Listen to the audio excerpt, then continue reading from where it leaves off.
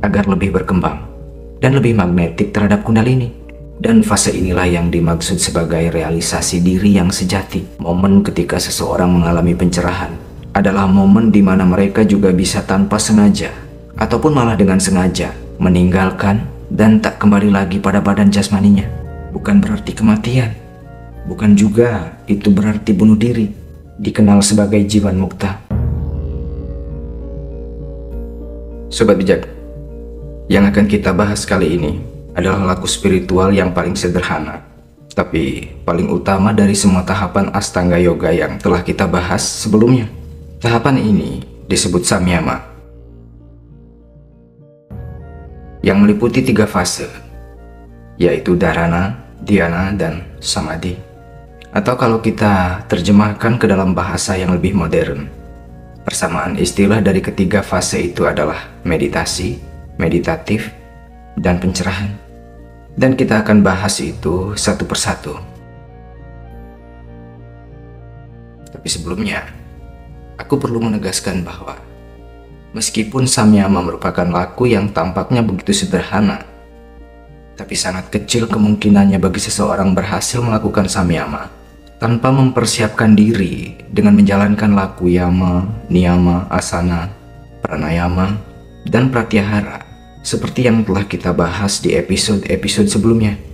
Karena ada samskara atau residu-residu karma yang perlu dilebur terlebih dahulu. Tanpa melebur samskara-samskara itu, proses samyama ini akan senantiasa terganggu. Kemampuan untuk mempertahankan postur dan konsentrasi pun jadi lemah, sehingga seseorang tak akan bisa bertahan lama dalam meditasi atau dharana. Lalu kenapa meditasi harus lama? Sebenarnya tidak harus lama kalau orang sudah tahu celahnya. Ini seperti orang yang main Rubik. Mereka yang sudah terlatih dan tahu rumusnya pasti bisa menyamakan warna-warna Rubik itu dengan cepat. Sementara mereka yang baru belajar pasti akan kesulitan. Dan kalau mereka juga ingin jadi ahli, tentu mereka pun perlu terus berlatih sampai mereka juga memahami seluk-beluknya.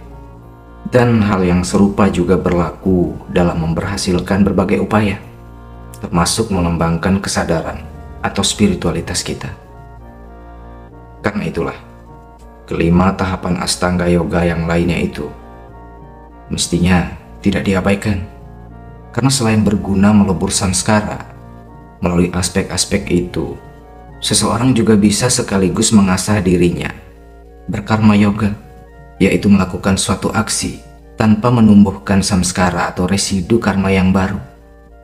Dan itu akan mempermudah upaya kita berkonsentrasi dalam meditasi. Atau dengan kata lain, melalui yama, niyama, asana, pranayama, dan pratyahara, kita sebenarnya melatih diri untuk mengabaikan segala kesan, agar tak terdistorsi lagi oleh bentuk-bentuk pikiran itu, sehingga kita bisa mengalami keheningan yang kemudian diikuti oleh fenomena pencerahan. Intinya, dengan menerapkan kelima aspek itu secara tulus dan sepenuh hati, maka proses samyama pun bisa kita upayakan dengan lebih mudah. Dan seperti apakah proses samyama itu? Kita mulai dari dharana. Sobat bijak, dharana adalah tahap pertama dalam samyama, di mana seseorang berlatih untuk fokus pada suatu objek atau titik konsentrasi. Tujuannya adalah untuk memusatkan arah energi, memastikannya agar tak terdistorsi, hingga terbentuklah suatu momentum yang menyebabkan terjadinya suatu manifestasi atau realisasi. Pada dasarnya, selain dharana merupakan tahap awal dari proses meditasi, dharana juga bisa dilakukan dalam berbagai aktivitas harian. Dan justru sangat dianjurkan untuk dilakukan bila seseorang ingin mengalami kesuksesan dalam apa yang ia upayakan. Karena tanpa konsentrasi yang ekstra, seseorang bahkan tak akan bisa membuat satu garis lurus yang sempurna. Dan mungkin kalian juga pernah nonton sebuah konten tentang seseorang yang dibayar mahal hanya untuk membuat garis strip pada bodi sebuah mobil mewah, yang dia lakukan dengan sempurna hanya dengan mengandalkan tangan dan konsentrasinya, tanpa bantuan penggaris atau alat lain untuk merapikan garis yang dia buat. Itulah kenapa satu kunci sukses Yang paling sering kita dengar dari para motivator atau influencer adalah fokus. Tanpa fokus, segala usaha pasti akan buyar karena tak jelas arahnya, maka tak akan jelas pula hasilnya. Begitu juga dalam upaya kita mengarahkan Shakti menuju Shiva, mengarahkan energi ilahi dalam diri kita untuk membangkitkan kesadaran kita akan kesejatian diri. Itu jelas lebih membutuhkan konsentrasi tingkat tinggi. Sedikit saja konsentrasi kita teralihkan pada kesan-kesan eksternal, arus energi itu pun akan buyar dan gagal membangun momentumnya untuk membangkitkan kesadaran. Itulah sebabnya kita perlu mempersiapkan diri sebelum melakukan dharana. Kita perlu mempersiapkan fisik agar bisa duduk tenang dalam waktu yang lama, melatih kemampuan untuk mengabaikan segala kesan pikiran, serta membersihkan residu-residu karma kita agar tidak terlalu mengganggu upaya kita dalam berkonsentrasi. Maka untuk membuktikannya, cobalah bereksperimen. Sebelum kalian melakukan samyama, lakukanlah yoga asana. Atau kalau belum bisa melakukan yoga asana, setidaknya lakukanlah jenis olahraga yang kalian bisa, sampai kalian benar-benar letih dan detak jantung kalian mengencang. Kemudian saat nafas kalian terisak, istirahatlah dan mulai proses meditasi dengan pose duduk yang kalian rasa paling nyaman. Tapi pastikan badan kalian tetap tegap dan rileks, bukan terkulai atau melunglai. Dalam proses menormalkan nafas kalian yang terisak itu, lakukanlah ujjayi pranayama, yaitu dengan menarik nafas secara perlahan dan selembut mungkin melalui lubang hidung. Dan pastikan arus nafas yang masuk itu tidak menimbulkan suara, sembari memusatkan perhatian kalian pada ulu hati. Dengan begitu, secara otomatis pernafasan kalian akan terkendali dengan otot diafragma, yaitu otot yang memisahkan antara rongga dada dan rongga perut, yang letaknya agak bertepatan dengan ulu hati. Menghirup nafas dengan cara seperti ini akan membuat proses pernafasan itu jadi lebih panjang dan lebih nyaman. Kapasitas oksigen dan energi prana pun akan terserap lebih banyak. Kemudian saat menghembuskan nafas, kontraksikanlah pangkal kerongkongan hingga menghasilkan suara mendesis pada proses penghembusan nafas itu. Yang mana cara ini akan menimbulkan vibrasi energi yang terpusat pada area kepala bagian dalam. Lebih-lebih kalau saat melakukan penghembusan nafas itu, kalian juga mengarahkan perhatian kalian pada kening atau ubun-ubun. Maka secara fisikal, itu akan membuat otak jadi lebih rileks. Secara mental, kalian akan merasa lebih tentram. Dan secara spiritual, energi prana akan menstimulasi cakra ajna atau sahasrara agar lebih berkembang dan lebih magnetik terhadap kundalini. Untuk itu, lakukanlah ujjayi pranayama ini sampai pernafasan dan detak jantung kalian jadi stabil. Setelah detak jantung kalian kembali normal, teruskanlah meditasi itu. Kalian juga bisa melanjutkannya tetap dengan ujjayi pranayama atau dengan pernafasan lembut biasa. Itu tak jadi soal. Yang penting dalam fase ini, kalian bisa mempertahankan perhatian pada satu objek tanpa tergoyahkan. Dan kalau kalian amati proses meditasi yang kalian lakukan setelah lelah beraktivitas fisik semacam ini, akan menghasilkan jauh lebih sedikit gejolak mental daripada ketika kalian melakukannya begitu saja tanpa melalui tahap persiapan. Selain itu, kalian pun akan mendapati tubuh kalian terasa lebih enteng dan bisa bertahan duduk lebih lama dengan nyaman. Dan pengalaman yang sama juga bisa kalian rasakan saat kalian melakukan meditasi setelah kalian bekerja keras seharian. Kerja keras yang kalian lakukan dengan sukarela dalam ketulusan, bukan yang kalian bumbui dengan berbagai angan atau keluhan. Karena sejatinya, aktivitas fisik yang kalian lakukan tanpa melibatkan obsesi, ambisi, atau kesan-kesan egoistik lainnya, secara otomatis akan meningkatkan intensitas energi prana dan bisa melebur sejumlah samskara juga. Seperti halnya proses pernafasan yang kita lakukan secara sadar, itu pun dapat memperlunak struktur karma kita. Sehingga saat kita melakukan meditasi dalam kondisi struktur karma kita yang sedang melunak. Lalu lintas pikiran dalam benak kita pun tak begitu padat, sehingga konsentrasi pun jadi lebih mudah. Berikutnya adalah tahap kedua dari samyama, yaitu dhyana. Setelah seorang praktisi menguasai dharana, dia pun secara otomatis akan memasuki tahap berikutnya, yaitu dhyana. Yang mana ini bukanlah sebuah kata kerja. Kata dhyana mengacu pada keadaan yang dialami seseorang setelah dia mampu mempertahankan konsentrasi yang tak tergoyahkan. Dalam arti, dia terus-menerus fokus pada objek dharananya tanpa terusik oleh apapun, sehingga perhatiannya terserap ke dalam objek dharana itu, sampai akhirnya dia tak perlu lagi bersusah payah mempertahankannya, karena fokus itu telah terjadi secara alami dan membuatnya mengalami keheningan. Maka kondisi inilah yang disebut dhyana atau meditatif. Dalam keheningan itulah seseorang menyadari adanya jarak dan keterpisahan antara dirinya dengan badan dan pikiran. Dalam kondisi ini juga seseorang akan menyadari bahwa fisikalitas dan mentalitas itu bukanlah dirinya.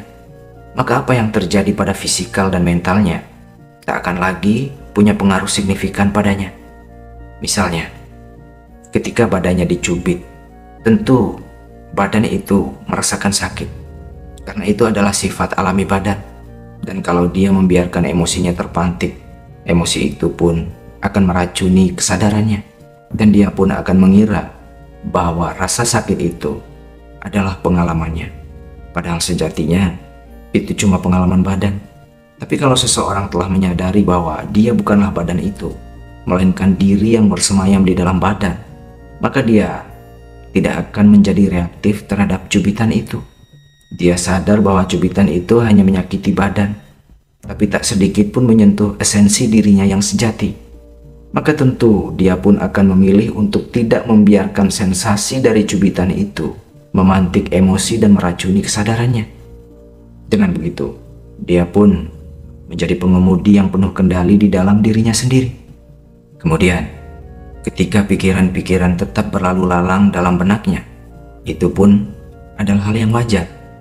Baginya, itu adalah efek dari kinerja sistem operasinya dalam mengolah informasi dan data yang tersimpan dalam benaknya. Tapi dia sebagai sang diri yang sudah menyadari keterpisahannya terhadap lapisan mental itu, hanya menjadi saksi terhadap lalu lintas pikirannya tanpa terusik. Dengan kata lain, meskipun yang terlintas dalam pikiran itu adalah kenangan manis, ataupun kenangan pahit, ataupun berbagai imajinasi dan fantasi, dia tak akan terlena, tidak juga dia akan jadi emosional terhadapnya, karena semakin dalam keadaan dhyana atau meditatif itu, seseorang akan menyadari bahwa lalu lintas pikiran itu hanyalah gejolak dari struktur karma, bagaikan iklan dan drama, hanyalah kesan dari berbagai nuansa kehidupan dan bukanlah kehidupan yang sesungguhnya. Dia pun menyadari bahwa dialah kehidupan itu dan sumber kehidupan ada di dalam dirinya. Bahkan bagi seseorang yang telah mengalami kesadaran yang jauh lebih dalam, dirinya dan sumber kehidupan itu sejatinya tidaklah berbeda. Maka baginya tidaklah penting lagi memperhatikan lalu lintas pikiran itu lebih lama. Dan ketika lalu lintas pikiran itu tak lagi mendapat perhatian, maka bentuk-bentuk pikiran itu pun lenyap dengan sendirinya. Dan semakin nikmatlah dia dalam eksistensinya, karena dia sudah terbebas dari keterikatannya terhadap ilusi fisikal dan mental. Dan fase inilah yang dimaksud sebagai realisasi diri yang sejati. Fase di mana seseorang menyadari eksistensinya yang sejati sebagai diri yang bersemayam di dalam sebuah hardware yang disebut badan, yang disertai suatu program atau software yang tersusun oleh struktur karma yang membentuk kecenderungan mentalitas, bahkan aksi dan nasibnya sendiri. Lalu semakin dia mengembangkan kesadarannya itu, dia pun jadi semakin hening, dan dalam keheningan yang berkelanjutan itulah dia pun akan mengalami berbagai pengalaman spiritual yang tergolong samadhi, yaitu fase terakhir dari samyama, yang juga merupakan aspek terakhir dari Ashtanga Yoga.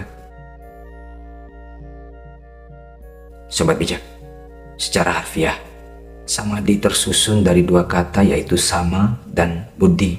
Sama berarti seimbang atau seragam, tapi kadang juga diartikan melampaui. Sedangkan buddhi berarti intelek yang mengacu pada kemampuan berpikir seperti menganalisa, memahami, dan membuat kesimpulan. Tapi sebelum proses-proses itu terjadi, hal pertama dan utama yang dikerjakan intelek cenderung adalah memilah informasi atau mendiskriminasi. Maka dari itu, samadhi dimaknai sebagai keseimbangan intelek atau melampaui intelek. Karena ketika seseorang mengalami samadhi, mereka akan menyadari bahwa semua yang tampak berbeda karena terdiskriminasi oleh intelek pada dasarnya merupakan satu kesatuan yang tak terpisahkan. Hanya lapisan luarnya saja yang disebabkan oleh manifestasi dari konten karmanya lah yang berbeda. Tapi intinya bukan saja sama, tapi sejatinya adalah satu. Dari kesadaran semacam inilah aforisme Bhinneka Tunggal Ika dan Tattvam Asi itu berasal. Tapi ini bukanlah suatu filsafat yang dipahami dari membaca atau mendengar cerita. Bukan juga suatu filosofi yang terbentuk oleh karena simpati atau empati. Ini merupakan suatu pemahaman yang diperoleh akibat mengalami realisasi diri yang sejati. Dengan kata lain, tidak ada lagi diskriminasi dalam persepsi orang yang telah mengalami samadhi. Sikapnya tak lagi ditentukan oleh suka atau tak suka. Tindakannya bukan karena ingin atau tak ingin. Dan segala aksi yang dilakukannya bukanlah karena pengaruh dari kesan-kesan mental yang syarat akan diskriminasi atau dualisme, tapi hanya merupakan ekspresi dari kemampuan, pengetahuan, kecerdasan, dan kebijaksanaannya dalam menindaklanjuti apa yang dibutuhkan keadaan. Pada fase inilah, seseorang bisa dikatakan mengalami pencerahan. Hanya saja, kesadaran ini masih belum merupakan tingkat spiritual yang tertinggi. Tapi dengan bermodalkan kesadaran yang sudah tak terpengaruh lagi oleh segala kesan dan dualisme ini, seseorang pun jadi bisa dengan lebih mudah mempraktikkan teknik-teknik dharana yang lebih mendalam, hingga ia bisa mengalami pembebasan. Karena itu, kita teruskan sedikit lagi.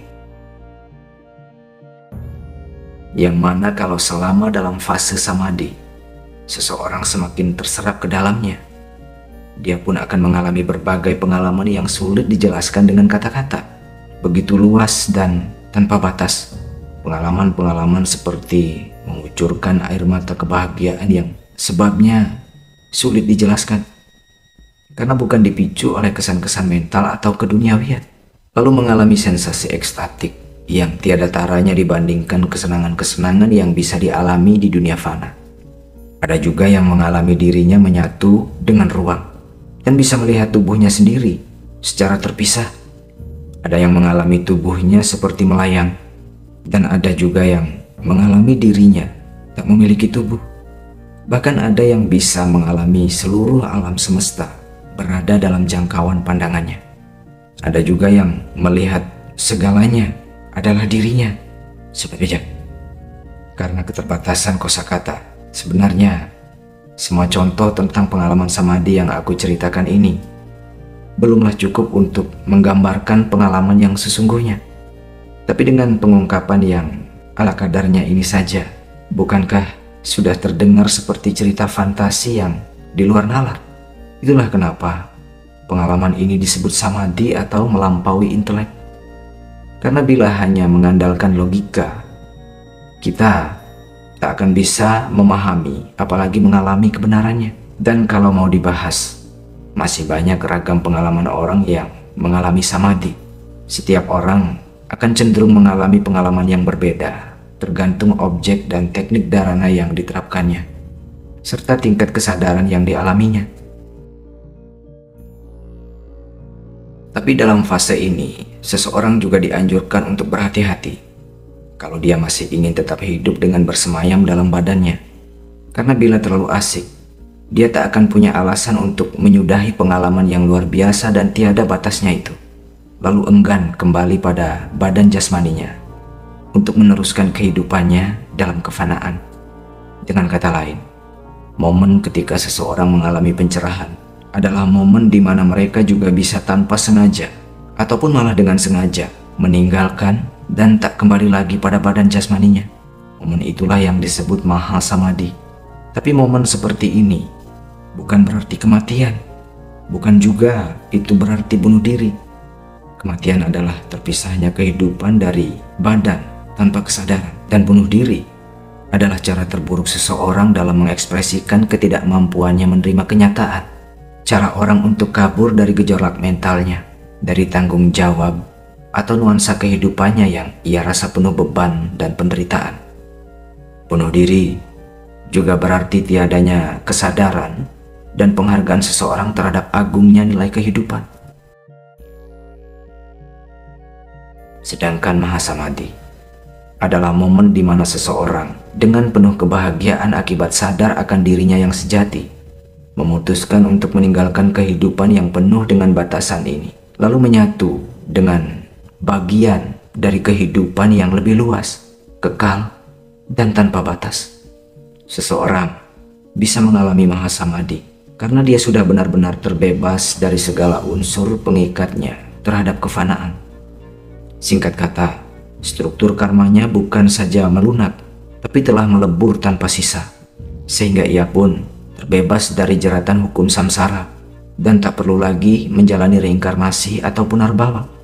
Dan keadaan diri yang telah bebas semacam inilah yang disebut mukti atau moksha.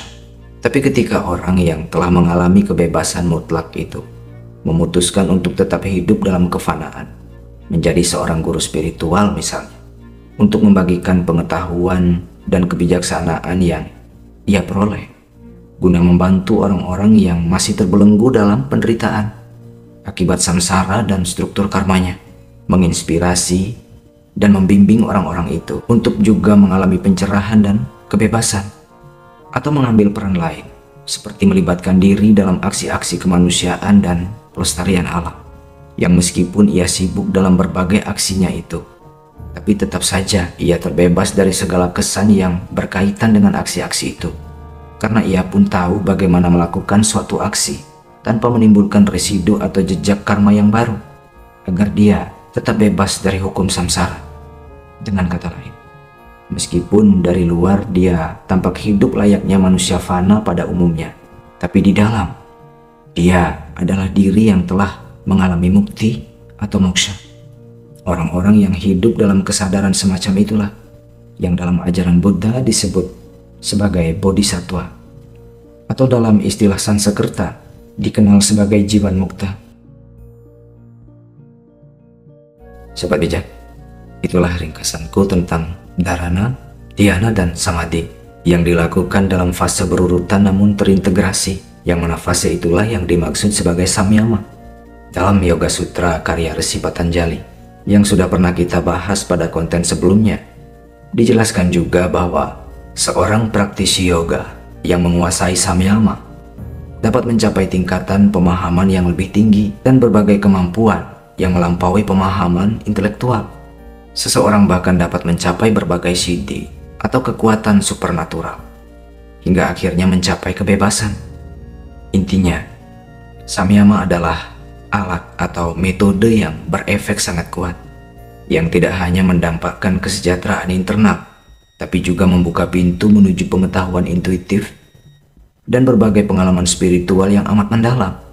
Dan kalau kalian juga tertarik untuk mempelajari berbagai teknik dharana untuk pengalaman samyama yang lebih dalam itu, ada 112 teknik dharana yang bisa kalian temukan dalam sebuah buku yang berjudul Vijnana Bhairava Tantra. Sementara dariku cukup sampai di sini dulu. Terima kasih sudah menyimak dan sampai jumpa.